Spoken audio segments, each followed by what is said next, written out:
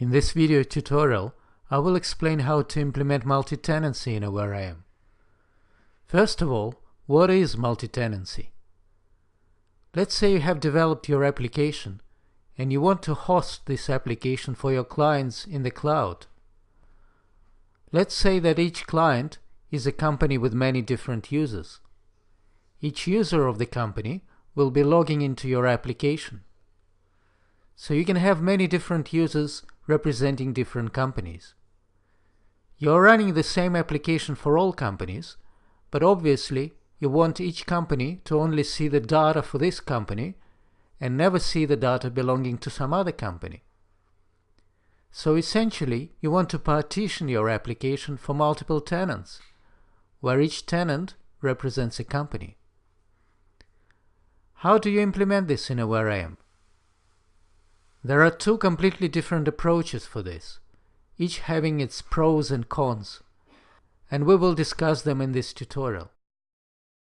Which one you choose depends on your specific circumstances. The first approach is called multi-business space approach. With this approach, you allocate a separate business space for each tenant and import the same application into each business space. Whenever a new tenant or company signs up, you create a new business space, import your application into this business space, and publish this business space. Then you give users of this tenant a login URL that includes the name of the business space. For example, this URL. With this approach, a where I am automatically guarantees that each tenant will only see the data that belongs to this tenant and never to any other tenant. This is because with the multi-business space approach, the data of the tenant is stored in separate database tables.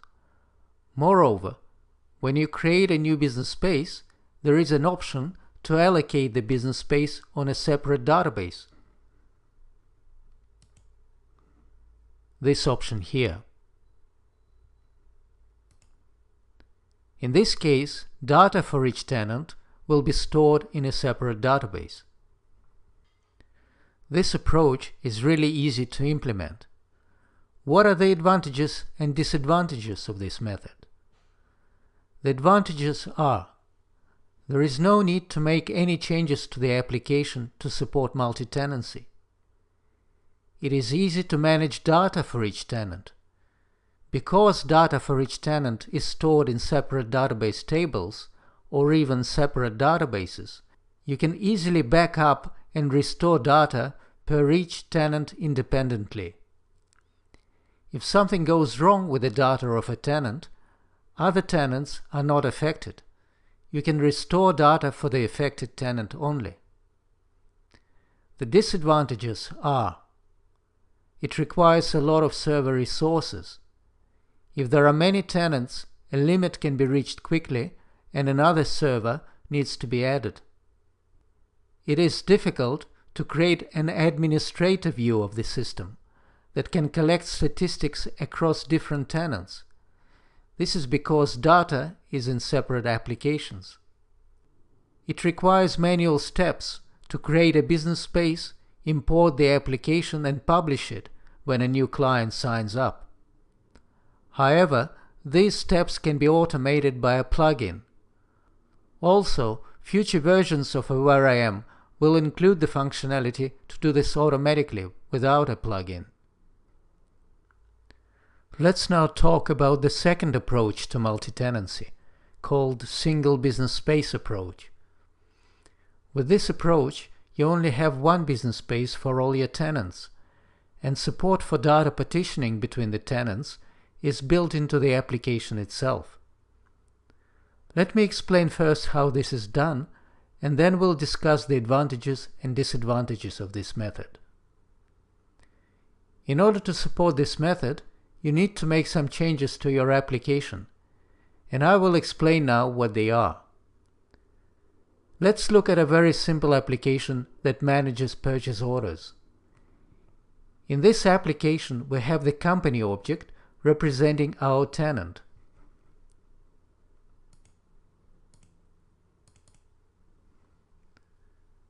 For now, it will just have the name attribute. Then we have users. We will represent administrators of the system using the standard regular user object. And tenant users will be represented by the company user object. We will also have the customer object, representing customers of the tenant. A purchase order is for a particular customer. And then, of course, we have the purchase order object, which represents an order for a particular customer. It also has line items that it consists of. And there is a line item object that belongs to a purchase order, which has price and quantity. Let's now add support for multi-tenancy to this simple application. First of all, we need to make sure that for every instance of the object, we can determine the tenant that this instance belongs to. Let's start with company users. They belong to a particular tenant, so they must have a reference to the company object. Let's add this reference.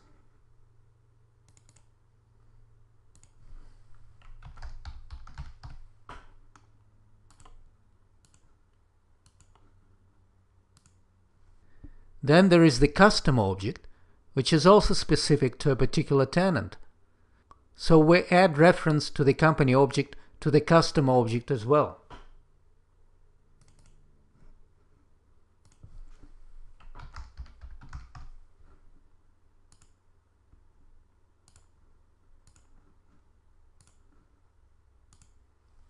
What about the order object?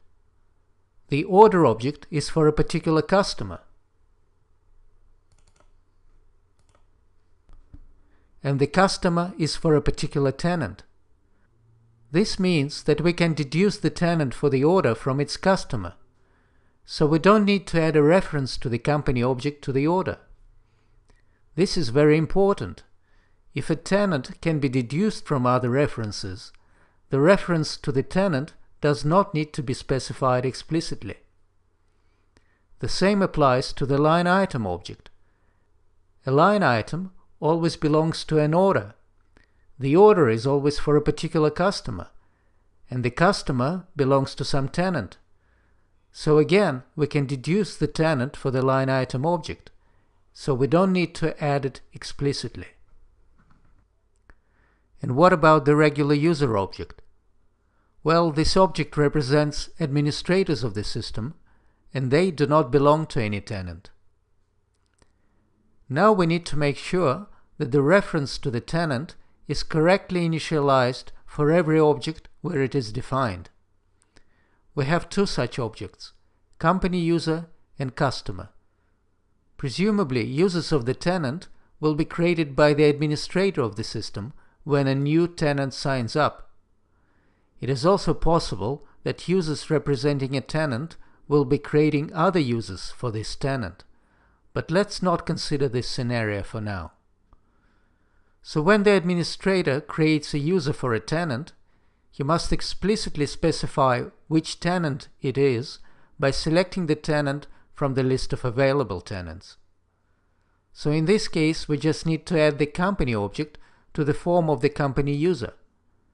I will not be doing it here. It is quite straightforward. What about the customer object? Customers will always be created by the users representing the tenant. We don't want them to explicitly select their company.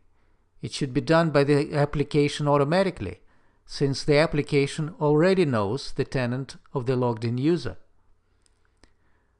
So we will add a rule to the customer object that sets the tenant of the customer from the tenant of the logged-in user.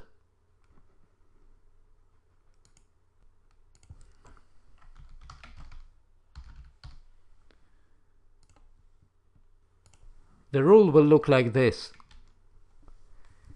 If company of the customer is undefined, then set this company to the company of the logged-in user.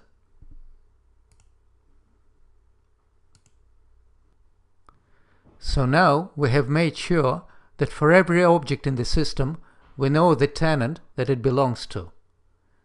The only other thing we have to do is make sure that each tenant only sees the data that belongs to this tenant and not the data of other tenants.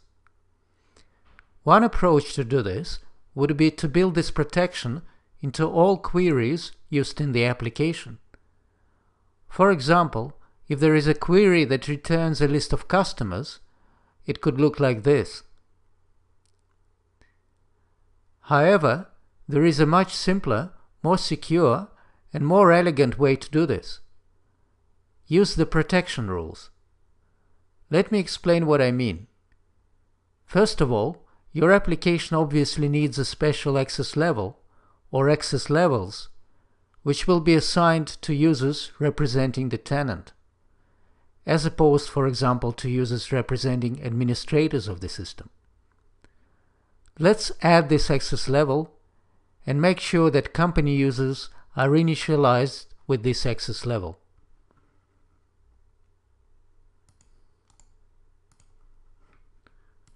We'll call this access level tenant.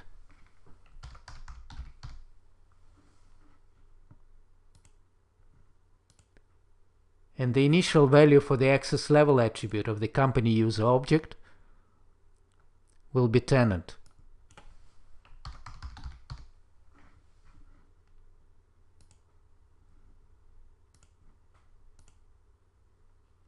We will now add protection rules to all relevant objects of the application. Let's start with the customer object. Our protection rule will look like this.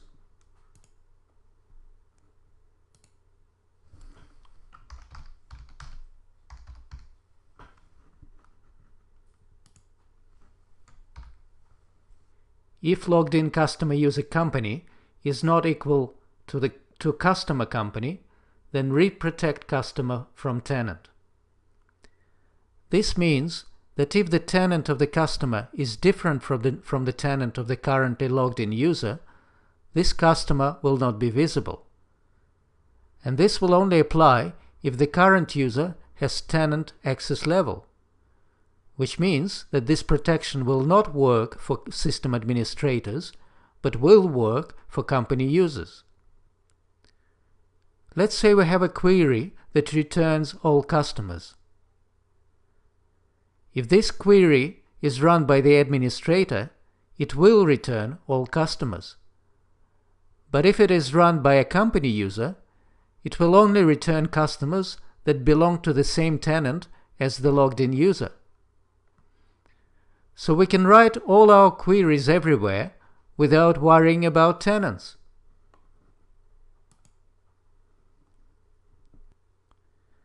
Similarly, for the purchase order object, we will write the following protection rule.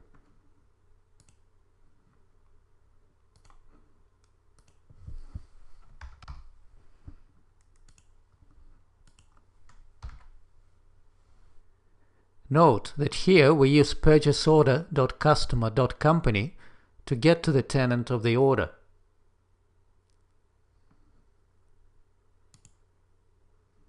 And similarly, for the company user object, we will write the following protection rule.